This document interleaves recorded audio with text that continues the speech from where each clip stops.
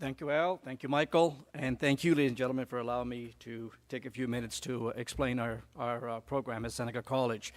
The genesis of this program really started in the spring of 2005. Many of you already know my background, so I won't bore you with those details, where I approached the director of the Center for Financial Services at Seneca College, who happens to be sitting right here in the front, Gary Butler, with an idea about creating some kind of a school, some kind of a course, whatever, where if individuals wish to come into the financial service industry, they would have a place that they could actually go to. In other words, a college that they can go to and actually get the proper training and everything else so they can become financial service advisors. So to his credit, he saw the light and basically gave me the opportunity to explore it further. So I spent basically the summer of that year really interviewing and going and speaking to various different organizations, Advocis being one of them, the manufacturers, and I probably saw every single manufacturer out there basically, to basically show them and tell them this is what we want to do. And what we're after here is really we want to create the qualified best practices 21st century advisor. Now, I will get back to those words very shortly, because as anybody knows, the mission statement is very, very crucial in all of this. But I do want to, at this point, acknowledge the fact that besides the manufacturers such as Sun Life, who's here today, and Desjardins, and a number of other companies, Transamerica and so on, there were many, many also MGAs who were also involved in this whole process. In other words, we didn't do this in isolation. We actually did this in conjunction with the industry. I also went to organizations like Advocis. We went to CLHIA. JP Barnier was extremely helpful. And the question that we asked all of these organizations, IFB is another one that we went to. Grant Swanson was here a little while ago from FISCO. We asked the same question of them all. We as a college are trying to invent and create the 21st century advisor. If you had an opportunity to invent this and create this creature, this 21st century advisor, what do you want this person to look like? What is it that you're looking for? And they all gave us a blueprint, basically, from which we started, worked our way backwards, and in 2006, basically, we launched the actual program itself. So between the 2005 and into the spring of 2006, we worked very, very diligently with organizations to put this particular program together, because as you can well imagine, there was no curriculum at all. So you have to start really from scratch. And the reason why we did this, why this is so crucial in all this, is because of this particular thing. I won't read it, you're capable of reading yourself, but basically what this addresses is the issue of a graying population.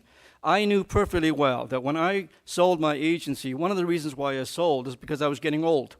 And that's the reality of life, okay? So therefore, I'm saying, if I'm getting old, other people are also getting old. And we need to replenish the pot, basically. So essentially what happened was we began the process, and again, I've got to give Advocis full marks on here. They told us, look, the average age across the board, I realized that Michael was saying that their average age is around 45, but on a national scale, the average age is around 57 for a life insurance agent. And the mutual fund agent is around 54. Now, depending on who's counting, that could vary a few years one way or the other. But the reality is, there's a very serious problem. Because even as I sit here, ladies and gentlemen, with all due respect, what do I see? A sea of white hair, gray hair, bald hair, losing hair, no hair, and so on. We've all heard this before, so this is nothing new here. So the reality really is that what we had to do was really address this labor shortage issue. So what I did is I assembled basically a team, you might say, of professionals that would help us to develop this particular program. So I talked to Advocis, so people like Taylor Train, for example, very, very instrumental in helping us. In fact, he's one of our instructors. Oriana Mello, who was incredibly present at that time, every inch of the way, basically. So we didn't do this in isolation. We did this in conjunction with the industry, with people like yourselves who gave us that input. So the whole process really basically took an awful long time and an awful lot of work. But in September of 2006, we finally got the program up and running. It was rudimentary to a degree, but we did it. So what happened really was that all of a sudden, what you've got and the uniqueness of this program is that for the first time in Canadian history and in our industry, we actually have a program that the individual could come in one door, go out the other door with all the skill sets that they need. In other words, nothing that we've done here is revolutionary new. As they say, there's nothing new under the sun. It exists out there. The problem is that it's all over the place.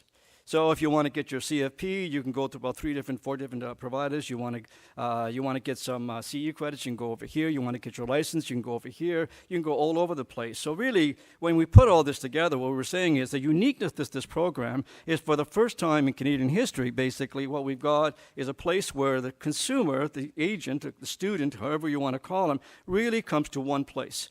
And there's a standard that's been set by in this program.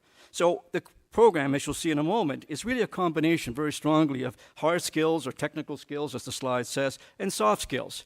Because at the end of the day, you can have lots and lots of hard skills, but if the individual can't sell, if the individual can't deal with the public, if the individual has no empathy for the public, they're in the wrong business anyway. So we have to basically balance limited time that we have in the course to actually make sure that they do get those skill sets, as you'll see in a moment, and we also give them the soft skills.